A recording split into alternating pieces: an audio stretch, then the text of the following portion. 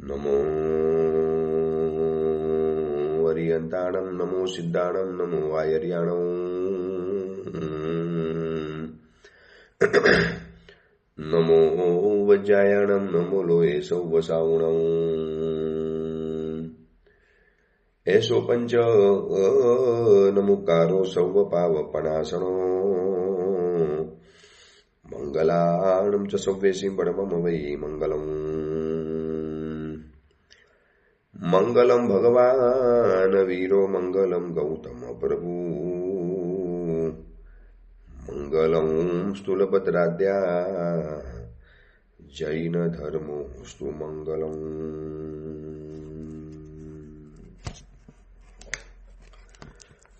પ્રવચનનો વિષય છે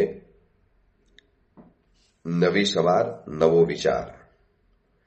આજથી લગભગ 1100 વર્ષ પૂર્વે બનેલો અને આશરે 300 જેટલા નીતિ સૂત્રોથી સુશોભિત નીતિ વાક્યામૃત નામનો આ ગ્રંથ જાણે મારી અને તમારી ઉપર એક વિચારોનો વરસાદ વરસાવે છે.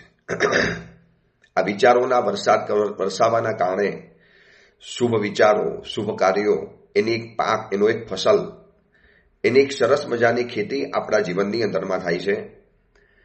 મને અને તમને સાચા સમયની અંદરમાં સારો વિચાર આપનારો જો કોઈ વ્યક્તિ મળી જાય, આના જેવો ઉપકારી બીજો કોઈ નથી ગણાતો. જંગલની અંદરમાં રહેલો ચંડકોશિક સર્પ, હવે એને કોણ સારો વિચાર આપવાનું હતું? કોણ એને કહેવા માટે જવાનું હતું? કોણ એને સમજાવવા માટે જવાનું હતું? પરંતુ પરમાત્મા મહાવીર સામે ચડી એના વિરોધના વચની અંદરમાં એની વિરોધની પરવા કર્યા વગર પરમાત્મા ધસી ગયા, પહોંચી ગયા. और आग से जलते हुए, क्रोध से जलते हुए एक सर्प को परमात्मा महावीर ने सिर्फ 2 शब्द का, मात्र 2 शब्दों विचार आप्यो, बुज्ज बुज्ज चंडकोशिया. એ ચંડકોશી પ્રતિબોધ પામ, બોધ પામો, આવા અબૂધ નહીં બનો, આવા ગુમરાહ નહીં બનો, આવા ખોટા રસ્તાની અંદરમાં નહીં જાઓ. આ પરમાત્માના મનેલા 2 વાક્ય, એ 2 વાક્યનું વચન અમૃત. અને ચંડકોશિકની ક્યાં આખી જિંદગીની દિશા બદલાઈ ગઈ, ક્યાં એની જિંદગી પહોંચી ગઈ. બસ સારો વિચાર ક્યાંકથી પણ મળે, કેવી રીતે પણ મળે, કોઈ પણ વ્યક્તિની પાસેથી મળે, કોઈ પણ પુસ્તક દ્વારા મળે, કોઈ પણ પ્રવચનોનું શ્રવણ દ્વારા મળે, એને પ્રાપ્ત કરવા જેવો છે. કારણ કે વર્તમાન સમયની અંદરમાં સારા વિચારનું દાન કરવું એ જ મોટું દાન છે.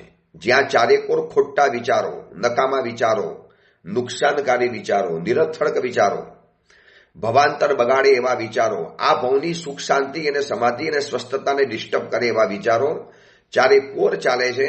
ત્યારે એવા સમયની અંદરમાં કોઈક વ્યક્તિ કરુણા કરી, દયા કરી, આપણી ઉપર પ્રેમ રાખી, સ્નેહ રાખી અને આપણને જો સારા વિચારોનું દાન કરતો હોય તો એના ઉપકારને જિંદગીમાં ક્યારે ભૂલવા જેવા નથી. આવા બધા ગ્રંથકાર મહાત્માઓ પોતાનો કિંમતી સમય કાઢી, જ્ઞાન ધ્યાનમાંથી કિંમતી સમય કાઢી અને આવા વિચારોને દાન આપનારા ગ્રંથો બનાવીને ગયા. તો આજે આપણે વિચાર કરી શકીએ છીએ નવી સવારે. વરના કયા ગ્રંથ ઉપર આપણે વિચાર કરત? અને અલગ અલગ અલગ વિચારો દ્વારા, નીતિ વાક્યો દ્વારા એક જાણે કે ઘડતર કરવા તૈયાર થયા છે. માનવીની આંતરિક ચેતનાનું ઘડતર કરે છે. અને એમાં 11મા નંબરના સૂત્રની અંદરમાં આપણે પહોંચ્યા છીએ. ગઈકાલે આપણે 11મા નંબરના સૂત્ર ઉપરનું વિવેચન શરૂ કર્યું કે મહાત્મા એમ કહે છે કે તે પુરુષને ધિક્કાર છે. હવે આપણને કોઈ ધિક્કારને પાત્ર ગણી જાય. ક્યારે ગણી જાય?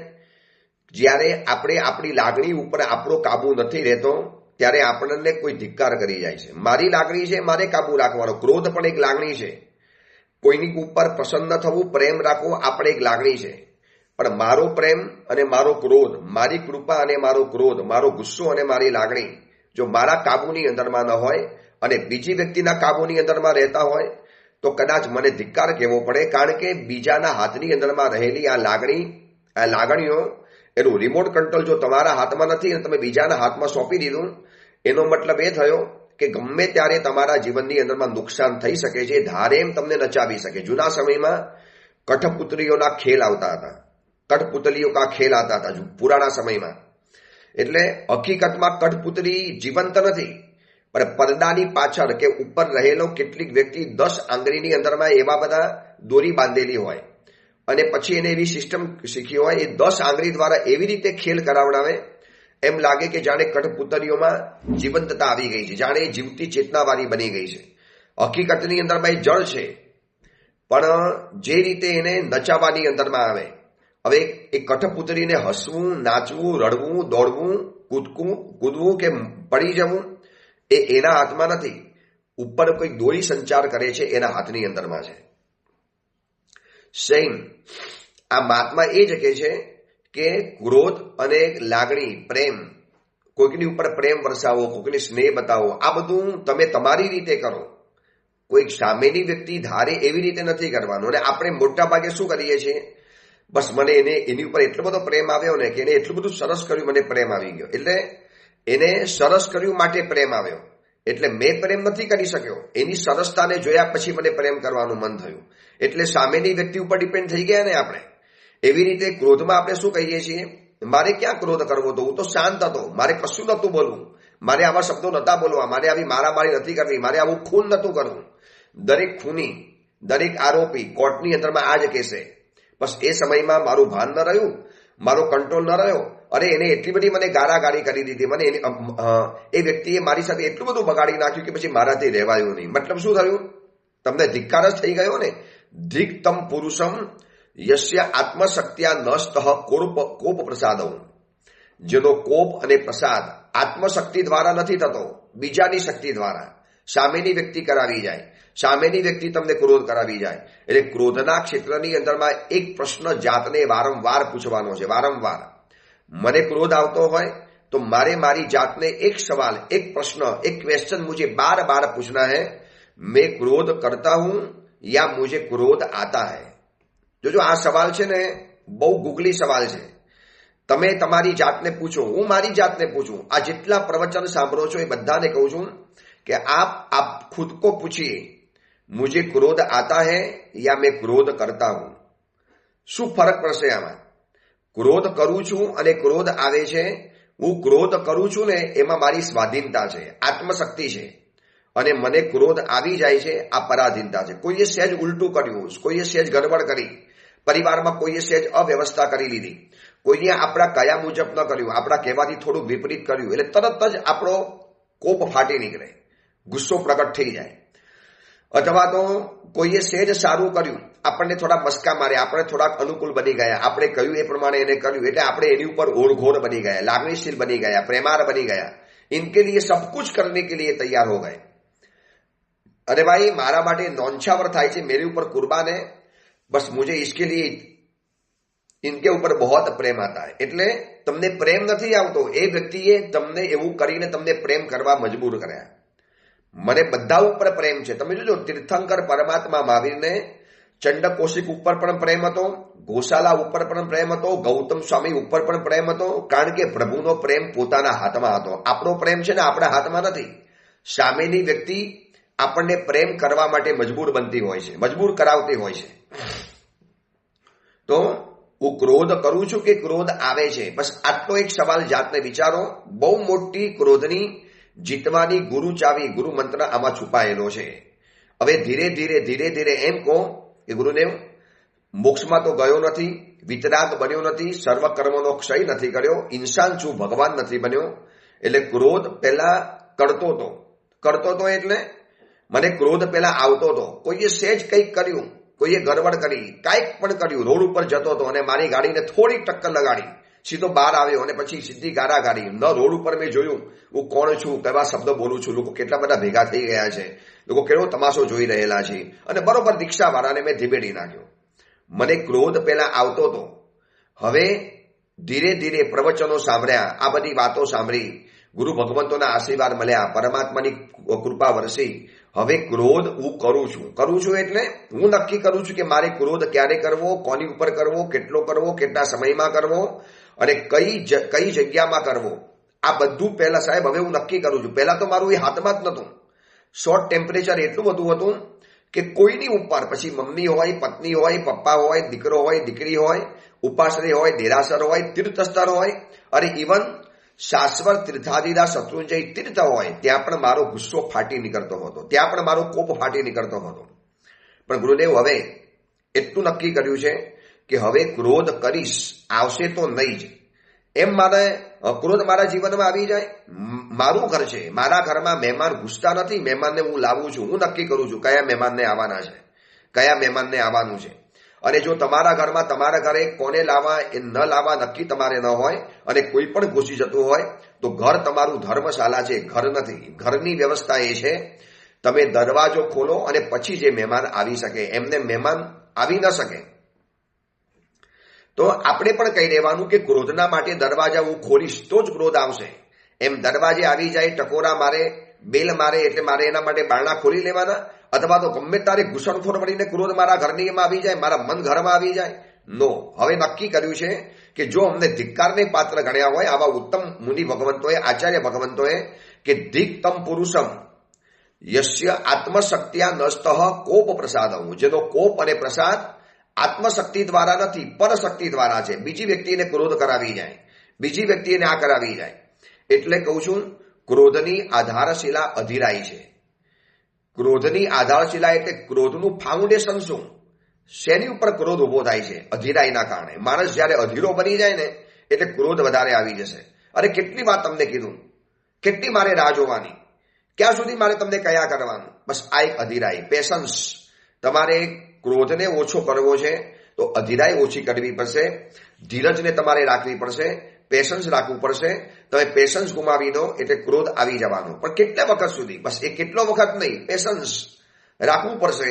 સામેની વ્યક્તિની મર્યાદા છે, આપણા પુણ્યની મર્યાદા છે, સંયોગોની મર્યાદા છે, સામગ્રીઓની ઉણપ છે, મર્યાદા છે. હવે તમે ઘરની અંદરમાં કીધું કે ભાઈ માથું બહુ દુખે છે, ચા બનાવી આપો. હવે પત્ની ચા બનાવવા તો ગઈ, જી કહું છું બનાવીને લાવું છું, આવું કહીને તો ગઈ. 15 મિનિટ થઈ, ચા ના આવી, હજી ચા નથી આવતી. શું કરો છો? શું ચા નથી બનાવતા? પતિ કેમ કિચનમાં જઈને સુઈ નથી જતી? ચા જ બનાવું છું. તો આટલી બધી વાર લાગે? અને વાર લાગે એટલે રસોઈ પહેલા મૂકેલી હતી તો પૂરી કરવી પડશે ને. આથી રસોઈ અડધું શાક અડધી દાળ મારે કેવી રીતે નીચે ઉતારી દેવાય? તમે જરા એટલું તો સમજો. હવે એમાં પતિ પત્નીની વચ્ચે ચળવળ થાય અને પત્ની કઈક શબ્દ બોલે, પતિ કઈક શબ્દ બોલે, ચા તો સાઈડની અંદરમાં રહી ગઈ અને પછી ચા ઉપરની મોટી રામાયણ થાય. તમે ક્યારે સમયસર કામ જ નથી કરતા. લો, ક્યારે નથી કર્યું? આટલા વખતમાં તમને ક્યારે જમાડ્યા નથી, ટિફિન નથી આપ્યા? આજે ખાલી ચા ન બનાવી એમાં તમે ઊંચા નીચા થઈ ગયા. અને પછી શબ્દોની જે વાગજાળ ચાલે, શબ્દોની જે રામાયણ ચાલે, અને એના કરતા તમે અધીરાઈ છોડી અને ધીરજ રાખી હોત એટલે ક્રોધની આધારશિલા અધીરાઈ છે. આ તો એક એક્ઝામ્પલ. આવા કેટલાય એક્ઝામ્પલો છે. ઘરમાં 10 થી 12 સભ્ય હોય, બહારગામ જવાનું હોય અને તમારો સમય એકદમ ચોકસાઈ વાળો હોય, એકદમ ટાઈમ ટુ ટાઈમ તમે તૈયાર થતા હો, તો એ બધાને કહી રાખેલું હતું કે ભાઈ આવતીકાલે આપણે 5 વાગે સવારે નીકળવાનું છે. અને હજી તો 5 વાગે તો લોકો તૈયાર થતા હતા. ક્યાં સુધી? કેટલી વાર લાગે? ગાડીમાં બેઠીને તમે હોર્ન વગાડ્યા કરો, વારંવાર ફોન કર્યા કરો. દીકરો કે દીકરી કે પપ્પા શું કાઢ્યું છે આ બધું? થોડીક રાહ જોવો. અને કેટલી રાહ જોવાની? મેં તમને ગઈકાલે નતું કીધું કે તૈયાર થઈ જવાનું? દરેક જગ્યાએ મોડા પડો? નહીં ચાલે. હું તો ચાલ્યો, તમારે જે કરવું હોય એ કરજો. આ જાઓ તમે નીકળો, અમે પછી અમે પાછળથી આવી જઈશું, અમે અમારી રીતે આવી જઈશું. પછી એ આ બધાની અંદરમાં ઓલો ચાલ્યો જાય. ઘરવાળા કે હવે અમારે આવું જ નથી, જાઓ તમે એકલા જઈ આવો. અને પછી માફી માંગવાની ને સોરી કહેવાનું ને પછી ગુસ્સો કરવાનો ને કદાચ એકલા જઈ આવવાનું. હવે હું ક્યારે તમારી સાથે આવીશ નહીં, તમારે જે કરવું હોય એ કરજો. હવે આ બધું કેમ આવ્યું ખબર છે? થોડીક અધીરાઈ આવી ગઈ માટે. હું સમજુ છું કે એ લોકોએ તૈયાર થવું જોઈએ, તમે એમને સમય આપેલો હતો અને એ પ્રમાણે એને તૈયાર થવાની ફરજ હતી. પણ હવે જ્યારે એ નથી સમજતા તો અધીરાઈ કરીને ક્રોધને શેના માટે કરવાનો? અને એક વાત કહું, શાંત રહીને જે કમાયું છે એને ગુસ્સો કરીને ગુમાવી નહીં દેતા. શાંતિથી જે જીવનમાં ધીરે ધીરે જે ભેગું કર્યું છે ને, પરિવાર, સંપત્તિ, સંબંધો, આ બધું જે આપણે શાંતિથી જે ભેગું કર્યું છે, શાંત રહીને એને આટલા બધા અશાંત બનીને, ક્રોધ બનીને ગુમાવી દેવા જેવું નથી. એટલે ક્રોધ એ માનવીની અશક્તિ, અસહિષ્ણુતા અને અજ્ઞાનતાનું પ્રતીક છે. વોટ મીન્સ ક્રોધ? ક્રોધ એટલે શું? તો કે આપણી અંદરમાં પડેલી અશક્તિ, આપણી અંદરમાં પડેલી અસહિષ્ણુતા અને આપણી અંદરમાં પડેલી અજ્ઞાનતાનું આ પ્રતીક છે, ચિહ્ન છે, સિમ્ટમ્સ છે કે ભાઈ આની અંદરમાં આ 3 ચીજ છે માટે ક્રોધ પ્રગટ થાય છે. હવે કેમ પરમાત્મા મહાવીરને ચંડકોશિકની સામે ક્રોધ ન આવ્યો? વરના ભગવાન કહી શકતા હતા, દોસ્ત તને તારવા માટે આવ્યો છું, તે મને નથી બોલાવ્યો છતાં તને તારવા માટે આવ્યો છું. અને આવી દાદાગીરી મારે છે, ફૂફાડા મારે છે. શાંત થઈ જા. ઓળખે છે કોણ છું? જન્મતાની સાથે મેરુ પર્વત કંપાવી દીધેલો હતો 1 લાખ યોજનનો. ત્યારે હું નાનકડો બાલક હતો. આજે ભર યુવાનો છું. ધારત તો તને ક્યાં ને ક્યાં દૂર ફેંકી શકત, જોજોનો દૂર ફેંકી દઉં, ફૂંક મારું તો. ચૂપચાપ મારી વાત સાંભળી લે, સીધો દોડો થઈ જા, વરના સંસાર બગડશે, ભાવ બગડી જશે. હવે પરમાત્માએ પણ આવું કીધું હોત ને તો ઓલો તો ક્રોધી હતો અને પ્રભુના કદાચ આવા કડવા વચન સાંભળ્યા પછી એનો ક્રોધ ઓર વધી જવાનો હતો. પણ પ્રભુ જાણતા હતા કે પ્રભુ જ્ઞાની થા, પ્રભુ જ્ઞાની થે. और પરમાત્મા જ્ઞાની હતા, સમજતા હતા કે ક્રોધની આગને બુઝાવી હશે તો પાણી જરૂરી પડશે. આગથી આગ ક્યારે બુઝાતી નથી. અને પ્રભુ કેવા જ્ઞાની હતા, કેટલા પ્રેમાર શબ્દની અંદરમાં પ્રભુએ એને સમજાવી દીધો કે બુજ્જ બુજ્જ ચંડકોશિયા, હે ચંડકોશિક પ્રતિબોધ પામો, શાંત થાવ, સ્વસ્થ થાવ, આવી રીતે અજ્ઞાની નહીં બનો, આટલા બધા અસહિષ્ણુ નહીં બની જાઓ. કેટલીક વ્યક્તિને ક્રોધ કેમ આવે છે? કારણ કે પોતાની વાતને કોઈ નથી માનતો, એ સહન નથી કરી શકતો. કેટલીક પરિસ્થિતિ સહન નથી કરતો, કેટલાક સંયોગોને સહન નથી કરી શકતા, કેટલાક વ્યક્તિઓને આપણે સહન નથી કરી શકતા અને એના કારણે ઘરમાં ક્રોધ આવે છે. હવે ઘરમાં વૃદ્ધ માતા પિતા છે, વયોવૃદ્ધ માતા પિતા છે, નેચર બગડી ગયો, ઘરમાં ગંદકી વગેરે કરે છે, આપણે ખબર છે કે આ ગંદકી વગેરે કરે છે. પણ હવે એવા સમયની અંદરમાં માતા પિતાને સમજાવવા જશો તો નહીં સમજી શકે. તો હવે આપણે થોડુંક એમનું સહન કરી લેવું પડશે. પણ હવે સહન કરવા તૈયાર ન થાય. ચલો તમે છે ને ગંદકા છો, તમે ગંદા છો, ડર્ટી છો, બધું ઘરમાં બધી વસ્તુઓ બગાડી નાખો છો, તમારામાં મેનર્સ જેવું નથી. એક કામ કરો, તમે બીજા ઘરમાં જાઓ અને હું બીજા ઘરમાં જાઉં. બસ આ એક અસહિષ્ણુતાના કારણે ક્રોધમાં કરી લીધેલો નિર્ણય બંને પક્ષે નુકસાન કરે છે. એટલે ક્રોધ એ શું છે તો કે માનવીની અશક્તિ, મારી અંદરમાં રહેલી કેટલીક અશક્તિ છે, મારા કેટલાક વીક પોઈન્ટ છે, મારી અસહિષ્ણુતા અને મારી અજ્ઞાનતા આનું પ્રતીક છે. મને ક્રોધ આવે છે એનો મતલબ કે આ 3 ચીજ મારી અંદરમાં પડેલી છે. ક્રોધની શરૂઆત મૂર્ખતાથી થાય છે અને ક્રોધની પૂર્ણાહુતિ પશ્ચાતાપથી થાય છે. જ્યારે ક્રોધ થાય છે ને ત્યારે આપણે મૂર્ખ બની જઈએ છીએ. 1 સેકન્ડ માટે આપણે એવા મૂર્ખ બની ગયા, શું બોલ્યું, શું કર્યું, કોની સામે બોલ્યા, કોની સામે આપણે શબ્દોચ્ચાર કર્યો, કઈ જગ્યાની અંદરમાં કર્યો, કોઈ જ ભાન નથી રહેતું. શોર્ટ ટેમ્પરેચર એવું હોય છે કે તરત જ ઇમિડિયેટલી ત્યાં ને ત્યાં પાછળથી તમને 1000 વારે સોરી કહેવા માટે, સોરી ભાઈ, સોરી, પ્લીઝ પ્લીઝ, મને ખબર ના પડી ભાઈ, હું મારાથી કાબુ ના રહી ગયો. પણ ભાઈ શું કરવાનું? શત્રુંજય જેવા તરણ તારણ જહાજ તીર્થમાં તમે કર્મનો ક્ષય કરવા ગયા છો, જ્યાં અનંત મુનિઓ મોક્ષની અંદરમાં ગયા અને ત્યાં તમારી જગ્યાને કોઈએ આગળ પાછળ કરી દીધી, તમારી થાળીને હટાવી દીધી. તમે વહેલા જઈને જગ્યા રોકેલી હતી અને કોઈક અનાળી વ્યક્તિએ તમારી થાળીને દૂર હડસેલી અને પોતે બેસી ગયો, ત્યાંથી હટવા તૈયાર નથી. અને પાલીટનાના શત્રુંજયના તીર્થાધિરાજ આદિનાથ પ્રભુની સમક્ષ સીધા मारामारी के गाड़ी करवा मारे तैयार नहीं जाए। ये तेरी बाप की जगह है क्या? जगह हटा ही क्यों? पता नहीं है, मैं पहले आया हुआ हूं, तो आपको पहले आना चाहिए था। यूं जगह हटा दी, चलो ए खड़े हो जाओ, पीछे चले जाओ। ओलो पण कदाच न जाए, તમારા ક્રોધને જોઈને ચલ નહીં જાઉંગા, क्या कर लेगा? પછી બીજા બે ચાર શાંત કરવા માટે આવે, ત્યાં રહેલા મુનિ ભગવંતો શ્રમણી ભગવંતો જોવે, ભાઈ આ શ્રાવક તીર્થની યાત્રા કરવા માટે આવ્યો છે। હવે બે ચાર જગ્યા તમારી પાછળ ચાલી ગઈ, એમાં કઈ ખાટું મોરું નથી થવાનું, પણ આ તીર્થમાં મારે ન કરી શકાય। પણ એ શોર્ટ ટેમ્પરેચર હોય ને, તરત જ ઇમિડિયેટલી, એટલે ક્રોધની શરૂઆત થાય છે મૂર્ખતાથી અને પૂર્ણાહુતિ થાય છે પશ્ચાતાપથી। મોટા ભાગે ક્રોધ કર્યા પછી પાછળથી મને તમને બધાને આવો 1000 વખતનો અનુભવ છે કે પશ્ચાતાપ જરૂર થયો છે। अफसोस पश्चाताप, अरे यार नहीं करा होता तो अच्छा था, नहीं बोलना चाहिए था, जाने दो यार, मैं ये नहीं कहा होता तो कितना अच्छा था, यार मेरे से बहुत क्रोध हो गया, मेरे से गलत शब्द बोल दिया गया। હવે તમે એને પાછળથી સોરી કહેશો, પછી તમારે એને વારંવાર ખમાવવો પડે, ઓલો તમને 2 શબ્દ ગંભરાવી જાય, છતાંય તમારે ક્ષમા રાખવી પડે। તો એના કરતા પહેલેથી મૂર્ખ ન બન્યા હોત તો પાછળથી અફસોસ તો થવાનો જ છે, પશ્ચાતાપ કરવો જ પડે છે। મોટા ભાગે જેટલા પણ ઝઘડા થશે ને એમાં સમજદાર માણસને પાછળથી થશે, શું કામ અકરાઈ ગયો, શું કામ ક્રોધ કર્યો, શું કામ આટલું બધું ગરમીથી બોલી ગયો, ન બોલ્યો તો સારું થાત, બોલીને શું ફરક પડ્યો, ઝઘડો થઈ ગયો ને આજે વરી પાછું પતિ પત્નીનો, દીકરા દીકરાનો, બાપ દીકરાનો, એના કરતા નતું બોલવા જેવું, થા જે થયું એ થઈ જાત। હવે આ પાછળથી અફસોસ એટલો બધો થાય છે અને એ પાછો થોડો સમય ટકે છે, વરી પાછું કંઈક બનાવ બન્યો, પ્રસંગ બન્યો, એટલે વરી પાછું નેચર બહાર આવી જાય। એટલે મેં પહેલા કીધું કે હું પહેલા ક્રોધ કરતો હતો, હવે મને પહેલા ક્રોધ આવતો હતો, હવે હું ક્રોધ કરું છું. હું નક્કી કરીશ મારા ક્રોધને ક્યારે બહાર લાવો. તમારી ગેરેજમાં પડેલી ગાડી એને ક્યારે બહાર લાવી એ તમે નક્કી કરો કે अड़ोस पड़ोस वाले नक्की करेंगे? भाई आप नक्की करोगे. आपके पास रहने वाला कोई व्यक्ति नक्की नहीं करेगा કે શું કરવું. ભાઈ મારી કાર છે, મારે ક્યારે ફેરવવી મારે નક્કી કરવાનું છે, મારે એને ગેરેજમાંથી ક્યારે બહાર કાઢવી. તો ક્રોધની ગાડીને મારે મારા ગેરેજમાંથી ક્યારે બહાર કાઢવી એ નક્કી હું કરીશ. મને યોગ્ય લાગશે તો, જરૂરી લાગશે તો, કહેવા જેવું લાગશે તો, કયા પછી ફરક પડવાનો લાગે તો, એ સિવાય મારે નથી કરવો. આ બધી વાતો સમજવી પડશે. વરના મહાત્મા આપણને ધિક્કાર પુરુષની અંદરમાં સ્થાન આપી દીધું કે જેને પોતાના ક્રોધ ઉપર કાબુ જ નથી, જે પોતાની લાગણી ઉપર કાબુ નથી રાખી શકતો. અને તમને કહું, આ લાગણી ઉપર કાબુ નહીં રહેવાના કારણે સુસાઇડના કિસ્સા વધી ગયા. કાબુ જ નથી રહેતો, અસહિષ્ણુ બની ગયા અને ક્રોધ આવી ગયો, મરી જાઉં, ખતમ થઈ જાઉં, સુસાઇડ કરી નાખું, આના કરતાં મરી જવું સારું. પણ એ મરવાથી જિંદગીમાં બધું સારું થઈ જવાનું હતું. ઉલટાનું આ કર્મ તો અધૂરું રહી ગયું.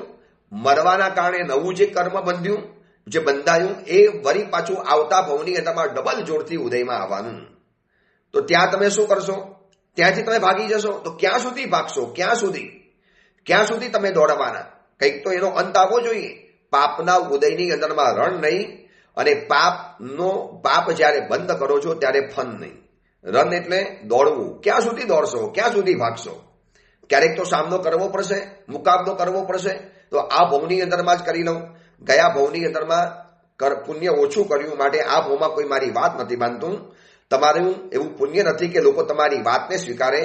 હવે તમારી પાસે એવા પ્રકારનું પુણ્ય નથી, તમારું આદેય નામ કર્મ નથી કે લોકો તમારી વાતને સ્વીકારે. એટલે પછી વારંવાર ગુસ્સે થશો, મારી વાત માનતા નથી ને સમજતા નથી, નાગર તમારી સાથે રહેવું જ નથી, તમે તમારા રસ્તે, હું મારા રસ્તે, આપણે અલગ પડી જવું છે. તમે કેટલાથી અલગ પડશો? કેટલાથી જુદા પડશો? ક્યાં સુધી જશો? અને તમે જ્યાં જશો ને ત્યાં તમારું કમનસીબી તો સાથે જ આવવાની. તો ત્યાંય તમારે પરેશાની થવાનું, ત્યાં તમારે હેરાન થવાનું. એના કરતા ક્રોધની શરૂઆત મૂર્ખતાથી થાય છે, નથી કરવી, કારણ કે છેલ્લે મારે અફસોસ કરવો જ પડે છે. એટલે ગુસ્સાનું જે રૂટ છે ને, ગુસ્સાનું મૂળ મોટા ભાગે અહંકારમાં રહેલું છે. જેટલો ઈગો વધારે એટલો ક્રોધ વધારે. જેને ક્રોધ ઓછો કરવો છે ને, એને ક્રોધ ઓછો કરવા કરતા એને પોતાનો એટીટ્યુડ, પોતાનો ઈગો, પોતાનો અહંકાર, ઘમંડ એને થોડો ઓછો કરી લેવાનો. હું જેટલો મોટો એટલો ક્રોધ મોટો. હું મોટો એટલે મેં કોણ? ભાઈ તું મુझे ગુસ્સા કરતા હે. તમે જોજો રોડ ઉપરના ભિખારીને તમે થોડા બે શબ્દ સંભળાવશો ને, એ બચારો કાંઈ પણ નહીં બોલે, એક વાર સાંભળી લેશે.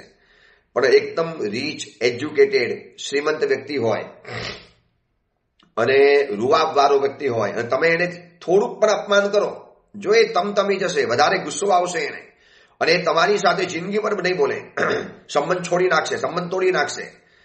ભાઈ તુને મેરા અપમાન કરા, સમજતા એ મેં કોણ?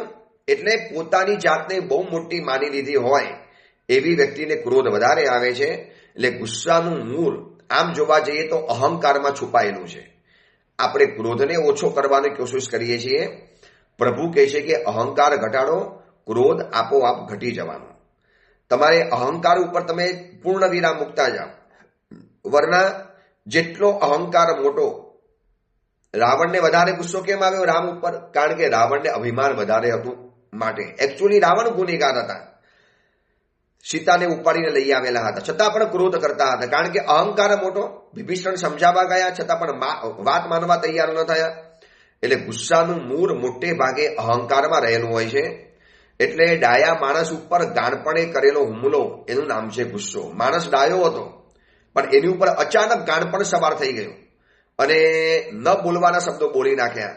એકદમ શાંત વ્યક્તિ અચાનક ક્રોધમાં આવીને કેવા શબ્દો બોલી નાખે ને કેવો એનો ચહેરો બની જાય. આપણે જોતા રહી જઈએ, અરે યાર આ વ્યક્તિ તો કેવો શાંત હતો અને આટલો બધો ગુસ્સો. તો માનવું પડે કે એની ઉપર અચાનક ગાણપણે હુમલો કર્યો છે. ડાયા માણસ ઉપર ગાણપણે કરેલો હુમલો, પાગલપણાપણે હુમલો કર્યો અને એનું નામ ગુસ્સો થઈ ગયો. એટલે મારે મારા ક્રોધને મારા કાબુમાં રાખવું છે. ઇન શોર્ટ મહાત્મા આ જ બતાવે છે. પોતાના ક્રોધને પોતાના વશમાં ન રાખે એવા પુરુષને ધિક્કાર હોજો.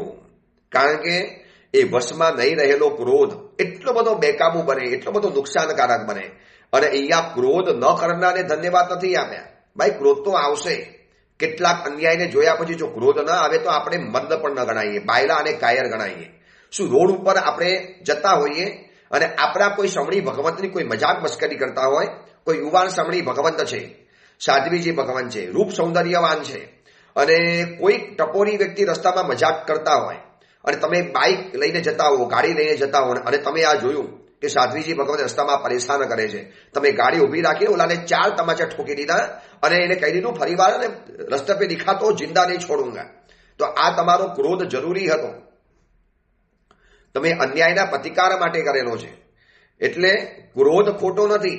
ક્રોધ ઉપરનો જે કાબુ ચાલો જાય છે ને અને એનાથી જે નુકસાન થાય છે એટલા માટે મહાત્માએ ધિક્કાર બતાવી નાખ્યો કે જેને પોતાના ક્રોધ ઉપર પોતાની લગામ જ ન હોય, એટલે પોતાની ખુશી કે પોતાનો ક્રોધ, કોપ પ્રસાદ એટલે પ્રસન્નતા, કોની ઉપર પ્રસન્ન થવું એ પણ આપણે નક્કી નથી કરતા, સામેની વ્યક્તિ ઉપર બધું ડિપેન્ડ કરી લીધું.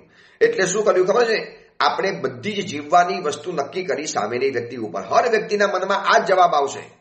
સાહેબ એવી વ્યક્તિ હતી ને કે સાહેબ ક્રોધ આવી જ જાય. એમ કેવી રીતે? ચંડકૌશિકની બાજુમાં રહીને ભગવાને ક્રોધ નથી આવ્યો, કારણ કે ભગવાનનો ક્રોધ ભગવાનના કાબુની અંદરમાં હતો, પ્રભુની હાથમાં લગામ હતી. મારે ક્રોધ કરવો જ નથી, મારે ભારત નથી કાઢવો. વરના સંગમ આવ્યા, શૂલપાણી યક્ષ આવ્યો, કાનમાં ખિલ્લા મારનારા આવ્યા, માથા ઉપર કાલ ચક્ર ફેંકનારા આવ્યા, જીવતા અગ્નિ જલાવનારા આવ્યા. ઓછી વસ્તુઓ આવી છે મહાપુરુષો ઉપર, પણ એમને ક્રોધ કાબુમાં રાખ્યો, માટે આપણે એને મહાપુરુષ ગણીએ છીએ. એટલે ગુસ્સો કર્યા પછી પણ જો આપણે પશ્ચાતાપ કરવો છે, અફસોસ થવાનો છે, તો પછી કેમ પહેલેથી ચેતી નહીં જવાનું? કેમ મારે મારા ગુસ્સાને કાબુમાં નહીં કરવાનો? હવે ગુસ્સાને કાબુમાં કેવી રીતે કરવો એના 8 ઉપાયો છે, એ આપણે આવતીકાલે જોવા છે, વિસ્તારથી જોવો છે. હજી આવતીકાલે પણ એક દિવસ આ ચેપ્ટર ઉપર વિચારણા કરવી છે, કારણ કે એટલો બધો આ જરૂરી છે, એટલો બધો આ સબ્જેક્ટ વર્તમાન સમયની અંદરમાં લાઈવ સબ્જેક્ટ છે. એટલો ઘરની અંદરમાં આ સમસ્યા છે. એમાં પુરુષોનો ભયંકર ફૂફાડા મારતો ક્રોધ. કેટલી સાવિકાઓ પોતાના શાવકથી ડરતી હોય છે કે સાહેબ એનો ક્રોધ બહુ ખતરનાક છે, સાહેબ એને છંછેડવા જેવા નથી, સાહેબ એનાથી દૂર રહેવા જેવું છે. જંગલમાં રહેલા સિંહથી પણ એકવાર પ્રેમ કરી શકાય, પણ સાહેબ આમને ન કરી શકાય. સાહેબ બહુ ખૂંખાર વ્યક્તિત્વ ધરાવે છે. તો આવા ક્રોધને કાબુમાં રાખવાના 8 ઉપાયો એને પણ આપણે જોવા છે. અને ક્રોધ ઉપરની હજી પણ થોડી ઘણી વિચારણાઓ આપણે કરવી છે, કારણ કે મહાત્મા જ્યારે એમ કહેતા હોય કે જેનો ક્રોધ પોતાના કાબુની અંદરમાં નથી એ વ્યક્તિ ધિક્કારને પાત્ર છે, તો પછી આપણે એવા ધિક્કારને પાત્ર બનવું છે. બધું જ જીવનમાં સારું છે. કેટલાક લોકો કે સાહેબ બધી રીતે સારા છે, બધી રીતે દીકરો સારો છે, વિનયી છે, સમજદાર છે, ભણેલો છે, હોશિયાર છે. સાહેબ જ્યારે સમજે ત્યારે એટલું બધું સમજે, પણ જો એનાથી સહેજ વિપરીત થયું, એને જો કોઈએ સંભળાવી દીધું, પછી એ સાહેબ સ્થળ સમયનું ભાન નથી રાખી શકતો, સામે કોણ છે એ પણ નથી જોઈ શકતો, અને પછી એનો જે બકવાસ શરૂ થઈ જાય વડીલોની સામે, ઉત્તમ વ્યક્તિની સામે, માતા પિતાઓની સામે, મહેમાનોની સામે, એ જે કાર ઝાર બની જાય છે સાહેબ, એક સેકન્ડ માટે બીક લાગી જાય. હું તમને એવા કેટલા બધા કિસ્સા બતાવું. દીકરો ગેમ રમતો હતો, પબજી ગેમ રમતો હતો, અને મમ્મીએ વારંવાર ટોક્યો, બેટા કેટલી વાર રમવાનું, કેટલી વાર રમવાનું, હવે છોડીને બેટા, બહુ કલાકો થઈ ગયા. અને છતાં પણ ન માન્યો. મમ્મી ગઈ, મોબાઈલ આંચકી લીધો અને મમ્મીના ગળા ઉપર હાથ દબાવીને કહે છે, માં અગર દોબારા એસા કરા ને તો ગલા ઘોટકર માર ડાલુંગા. આ છોકરો કહેતો તો આવું જૈન માતાને, અને માં મને કહેવા માટે આવી છે કે સાહેબ રાતના ઊંઘ નથી આવી, ખાલી મોબાઈલ વધુ પડતો રમતો હતો. હવે આટલું પણ દીકરો સહન ન કરી શકે, દીકરા ઉપર આટલો પણ માતા પિતાનો અધિકાર નહીં. એટલે આ થયું ને, મૂર્ખતાથી શરૂઆત થઈ અને પાછળથી પશ્ચાતાપ થાય, અને પછી દીકરો ગમે તો સોરી કહેવા જાય, માં એ તો આવું છે ને, સોરી મિચ્છામી પડમ. પણ બેટા શું કરવાનું, એ સમયે તે ઘરું દબાવી નાખ્યું હતું. ઘરમાં જીદ કરી કે મારે મોબાઈલ જોઈએ છે, એટલે જોઈએ છે, મારે જોઈએ જ મોબાઈલ. અને મોબાઈલ મમ્મી પપ્પા અપાવી ન શક્યા, એવું બજેટ નહોતું, એવી તાકાત નથી, એવી શક્તિ નથી, અને દીકરાએ આપઘાત કરી નાખ્યો, અથવા તો ઘર છોડીને ભાગી ગયો, અથવા તો ચોરી કરી, અથવા તો માતા પિતાને ખતમ કરીને મોબાઈલ લઈ આવ્યો. મોબાઈલ પર તો ગયો, જેલમાં જવાના વારા આવ્યા. આવા કેટલા બધા પ્રસંગો બને છે. હમણાં લાઈવ પ્રસંગ તમે જોવો છો ને, રોજ પેપરોમાં આવે છે.